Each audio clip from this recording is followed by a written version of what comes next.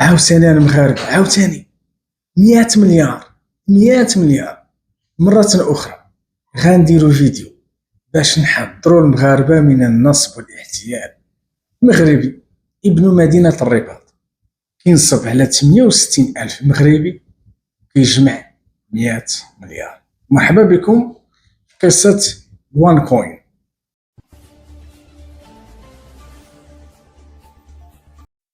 السلام عليكم ومرحبا بكم في هذا الفيديو. قبل ما نبداو ما تنساوش عافاكم دعمونا بالاعجاب، كتابة التعليق والبارطاج.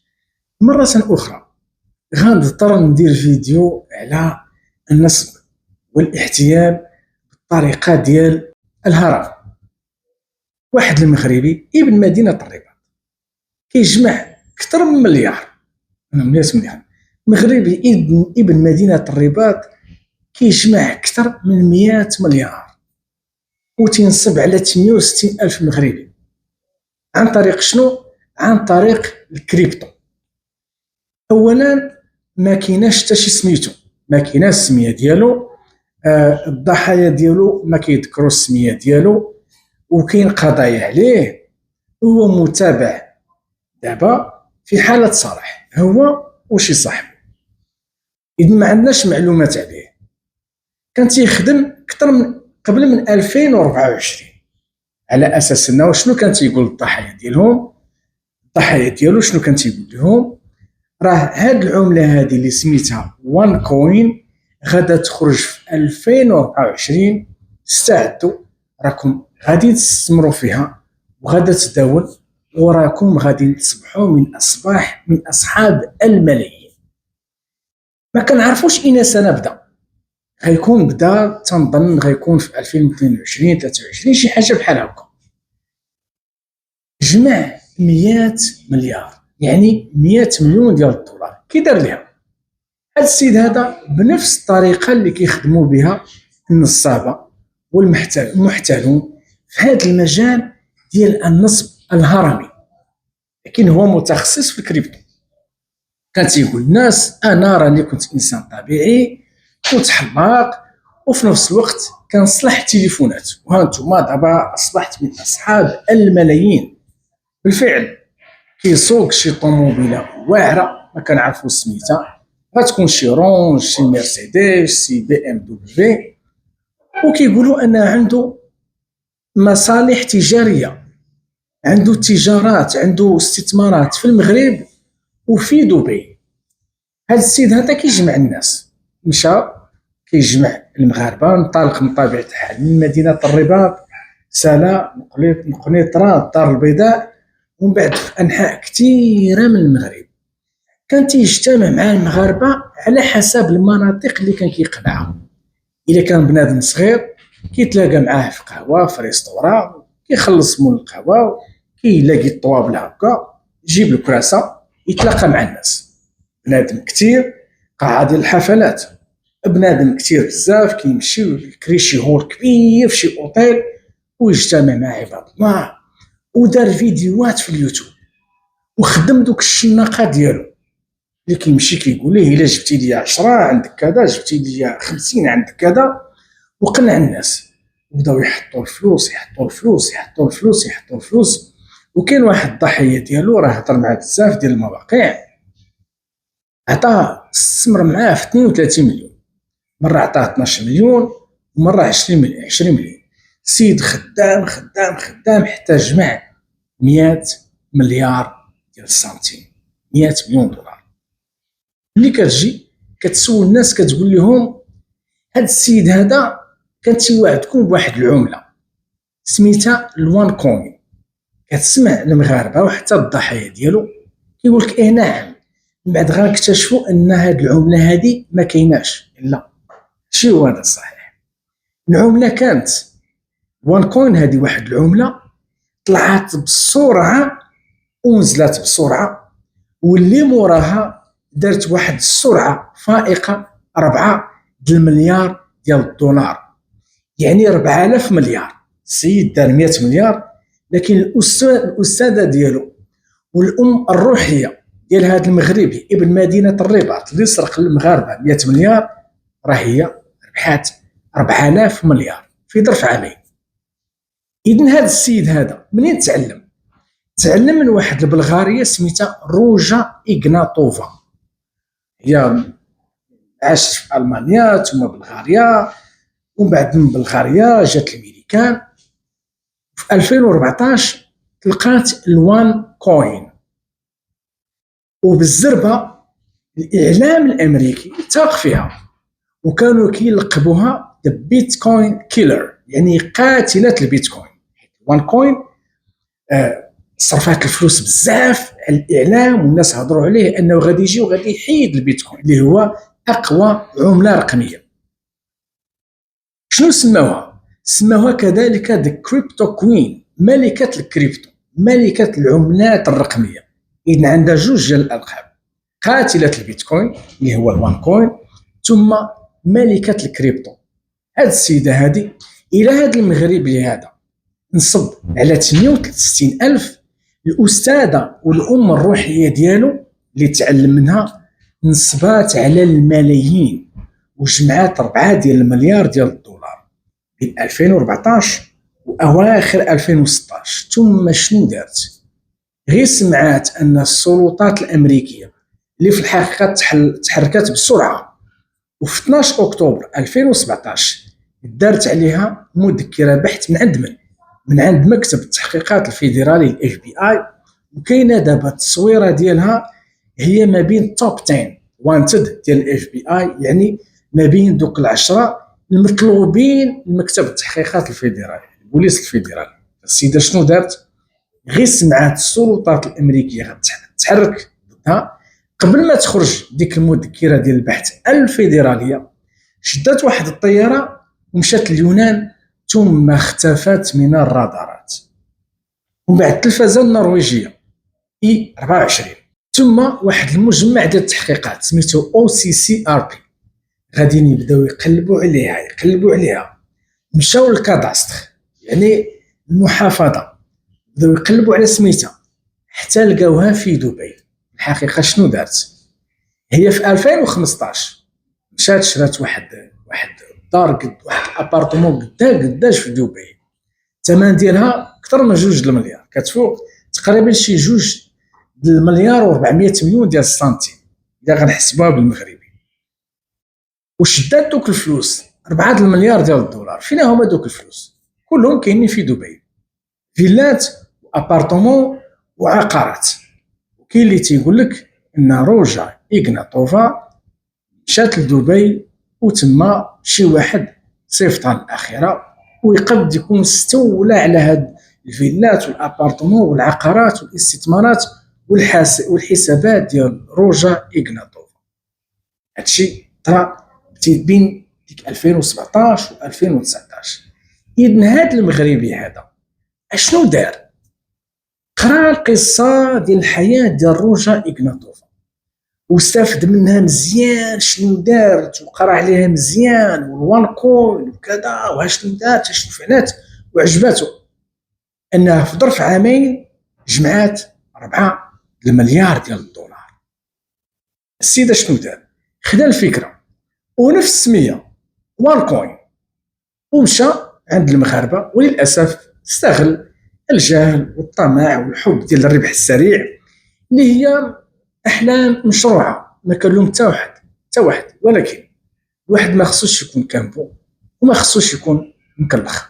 سيدنا عمر كيقول لست بالخب ولا الخب يخدعني. ما يجيش شي واحد انا ماشي غبي وما يجيش شي واحد وشي غبي يضحك عليا. استغل الجهل ديال الناس، وفي الحقيقه طماع ما كيقضي عليه غير الكذاب. هنا كاين الطمع وكاين الحب ديال الثراء اللي كما قلت الحلم ديال اي واحد، هذه كلها حلم مشروعه، احلام مشروعه. ولكن الواحد خصو يديرها بادنى قدر ديال العلم، وبحث وقلب وسول وخذ وقتك وسير الانترنت وقلب. هاد 68,000 مغربي، 68,000 ضحيه، طبعا فيهم رجال ونساء. راه كاين اللي داخل ب70 مليون، كاين اللي داخل ب5 المليون، كاين اللي داخل 100 مليون. غنشوفوا التفاصيل غادي نتخلعوا. هذا معناه ان حتى واحد مشى فيهم وقلب على الوان كوين، طالع المقالات اللي كتحكي قصه الوان كوين ابتداء من 2014 من تطلق الوان كوين في السوق. فهو كان عمله حقيقيه، لكن الهدف ديالو هو النصب والاحتيال. الناس اللي استثمروا في الوان كوين استثمارات حقيقيه، لكن ما استثمروش من اجل انهم يتداولوا العمله، لا، استثمروا والفلوس مشى للجيب ديال روجا إغناتوفا المجرمه الشفاره النصابه اللي محكوم عليها في امريكا بتهم النصب والاحتيال وتبييض الاموال. لو تشد اقل حاجه غادي تمشي ب 25 عام ديال الحبس الا ما كانش المؤبد. لكن هناك تقارير كتقول انها بالفعل صيفطوها للاخره، تقد ما تكونش مشات للاخره، تقد تكون هي زورات الوفاه ديالها باش كتستمتع بالحياه ديالها وبالاموال ديالها، واحتمال تكون دابا شرات هويه جديده ولا كاع تكون دارت عمليه جراحيه، عندها الفلوس تبدل الملامح ديالها ودير هويه جديده، ديك الساعه ما كاينش شي قوه غادا تلقاها. فهاد المغربي هاد الشيء اللي دار، استفد من التجربه ودخلها للمغرب، وبالفعل دار 100 مليون دولار، 100 مليار ديال السنتيم. للاسف حد الان مازال ما كاينه المعلومات على هذا السيد هذا. امتى بدا هذا الوان كوين؟ ما كاينش، كنعرفوا غير الضحايا ديالو، وكاين هذا الرقم ديال 68 الف مغربي، وكاين الرقم ديال اكثر من 100 مليار. لكن 100 مليار نعم كاينه، مازال كنتسناو المعلومات على التفاصيل اش دار، ومازال خص يخرجوا الضحايا ديالو ويتكلموا. اخطر حاجه هنايا هو استغلال الضعفاء. غيكون دور مع الناس، غيكون حرك الفلوس، ومن طبيعه الحال دار ديك اللعيبه اللي كيديرها اي نصاب اللي هو البلينك بلينك. خصو يسوق طوموبيل واعره، وخصو يسكن في دار واعره، فيلا ولو يكريها، طوموبيل ماشي ضروري تكون ديالو كاع ولو يكريها، خصوصا اذا كان عنده نيه يهز الفلوس ويهرب. يبدو انه لا زال في المغرب، وانه يتابع في حاله صلاح، وغالبا غتكون الحدود مغلوقه عليه. شنو هو دابا كيبقى السؤال؟ ديك 100 مليار واش مازال عنده في الحسابات ديالو في المغرب؟ يعني غادا ترجع للناس، ولا ديك 100 مليار راه كلها تم تبييضها واستثمرت في الداخل والخارج. ان الضحايا ديالو كيتكلموا على انه عنده استثمارات في المغرب، عنده تجاره، يعني داير السيد غيكون داير محلات، ما عرفت انا شنو داير، بمعنى استثمارات في المغرب واستثمارات بالضبط عنده في دبي على حساب الكلام ديال الضحايا ديالو. هذا الامر راه كانت يلاه تاجلت واحد المحاكمه بدات هذا الشهر، هذا شهر 7. نتسناو حتى تسالي المحاكمه ونشوفوا باش غتحكم، وباش غتحكم عليه المحكمه والقضاة، ونشوفوا واش بالفعل الفلوس عنده واش غادا ترجع للناس. تقد ترجع، ما عرفتش واش غادا ترجع كلها ولا لا، واش غيرجع جزء منها ولا ما غادا ترجعش نهائيا، على حساب ما تبقى منها الفلوس واش كاينه في حسابات. لان كنهضروا على استثمارات، ثم الاستثمارات شحال هذا السيد استثمر؟ عنده 100 مليار، كاين اللي كيقول كل 100 اكثر 100 مليار، لكن 100 مليار موجوده. شحال من هاد ال 100 مليار تستثمر؟ واش هي كلها عقارات؟ حيت ممكن تباع وتعاود تجمع ديك 100 مليار وتفرق على دوك 68 الف ديال الناس. انا ارجو الله سبحانه وتعالى ان الناس يرجع لها فلوسها. بزاف ديال المرات كتكون صعيب ولا مستحيل، يا ربي يرجع لهم فلوسهم. وندعو مع الناس اودي الله يهديكم، ما تبقاوش غير تجيو تثيقوا. بغيتي، ما كاينش شي واحد ما كيبغيش الفلوس، باش كاين شي واحد كيكره الفلوس، ولكن قبل ما تمشي عند شي واحد وتقول لي هاك استثمر لي وجيب لي الفلوس، خدم غير عقلك. ما كاينش معلومات مثلا على باش كان تيعاون واحد الضحايا ديالو، بغينا معلومات تخرج ونعرفوا باش كان شي واحد شنو كنقصد هنا. مثلا كيقول لك الا استثمرتي 10,000 درهم في هذه العمله الوان كوين، شحال غادي تربح؟ هذه معلومه مهمه. واش كان كيوعد الناس غتربح 2 المليون 4 المليون، وشنا هو الظرف الزمني. علاش هاد المعلومات؟ هاد المعلومات مهمه، حيت غير تسمع شي واحد يقول لك مثلا غتعطيني 2 المليون في ظرف شهر غتاخد 6 المليون، فاعلم انها كذبه. ما كايناش شي تجاره هاد الظرف الزمني وهاد القدر ديال الفلوس تعطيك هاد الارباح اللي انا قلت، ما كايناش. لكن ممكن دار بالفعل، ممكن ياخذ منك 2 مليون شهر، 2 سيمانات، شهرين، يعطيك 6 ولا 8 ديال المليون. لكن علاش غيعطيك انت 6 ولا 8 ديال المليون؟ غادي يربحك باش تمشي وتقولها للحي ديالكم كلها والدوار كلها، تقول لهم راني عطيت 2 المليون وفي ظرف شهر ولا شهرين وشديت 6 ولا 8 ديال المليون. خصوصا نعرفك انسان عندك العائله والدوار وفاميله وغتقولها، وداك الشيء غادي ينتشر بحال العافيه في التبن. نعم، بهذه الطريقه كدار، بهذه الطريقه فقط. الا كان عارف انه من ظهرك انت غيجيب القبيله كلها. اذا مره اخرى الله يرحم الوالدين، واحد يخدم عقله وما تخليش اي واحد يضحك عليك. ولا سمعتي شي ارباح خرافيه عرف بان غادي تتحول انت الى ضحيه. وبالفعل الناس ما خدموش عقلهم، مشاو وراء الطمع، مشاو وراء الارباح السريعه العاليه، وهما دفعوا ثمن. وهو دابا 68,000 مغربي ومغربيه كيتسناو الفلوس، احتمال ترجع احتمال ما ترجعش. نتوما الله يخليكم عطيونا الاراء ديالكم، ونبغي نسمع في التعليق، نبغي يكتبوا لي الضحايا ديالهم ويقولوا لي الله يخليكم شحال عطاو وشحال قال لهم غادي يربحوا وشنو هي المده الزمنيه. كنشكركم على المتابعه، تبارك الله عليكم، والسلام عليكم. وردوا بالكم ما تخليوش الشفاره ولاد الحرام يضحكوا عليكم وينصبوا عليكم ويديو لكم الرزق ديالكم فابور. تبارك الله عليكم.